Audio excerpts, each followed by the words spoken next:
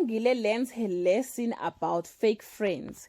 Hello everyone, welcome back to Silent Trend. Thank you so much guys for tuning in. I'm here to update you of what's going to happen on Sibongile and the Dlamini from the 23rd to the 25th of June 2025 on Monday.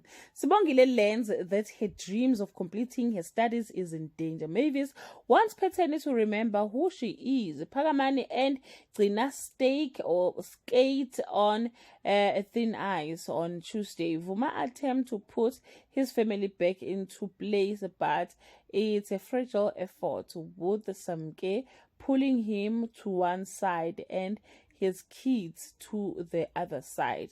Sibongile grieves the betrayal of a friend and her perilous academic position on Wednesday. Sibongile writes a heartfelt letter stating her case of why she should not be expelled from the varsity. Samke tells Vuma that she is feeling like a third wheel in her own marriage because of the kids. Well guys, that's all I have for today. You can leave your comment below and share your opinion. Bye.